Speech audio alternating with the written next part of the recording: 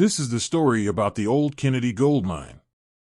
The gold rush of 1849 in California was a big rush that saw thousands of newcomers arrive into the state, looking for fame and fortune. Even after the rush was over with and the gold seemed to have run out, many people had spent all their money just getting to California and therefore had nowhere else to go. Some of the people struggled along trying to make ends meet, while others continued exploring for gold with what little they had.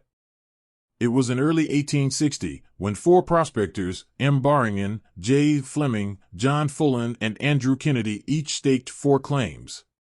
Andrew Kennedy got to work right away and started to put down a shaft and got down 100 feet. In 1861, Andrew sold a quarter of his interest in the claims.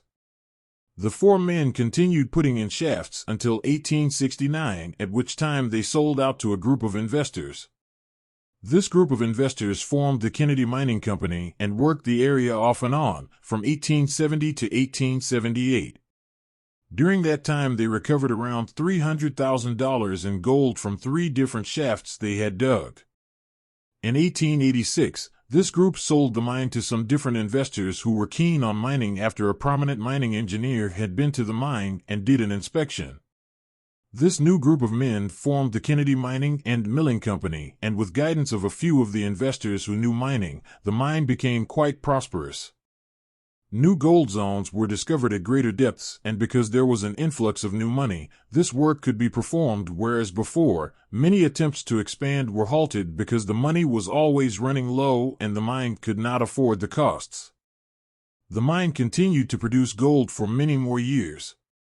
Then in 1942, the U.S. government ordered all gold mines to close due to the war effort, as gold was classed as a non-essential metal in war times. After the war, this order by the government was finished and gold mines could go back to work. However, during the time the mine was shut down, water had been running into the shafts and different tunnels below.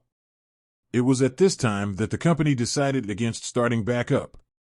After that, the mine sat idle and never worked again.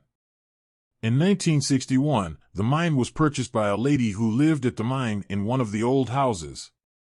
She died in 1994 and left the mine to be maintained as a historical site.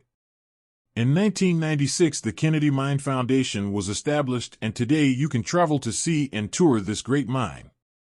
In its time, the Kennedy Mine was the deepest and largest gold mine in North America. Its shaft went down 5,912 feet, and underground, there was over 50 miles of tunnel and excavations. In total, the mine produced over $28 million worth of gold.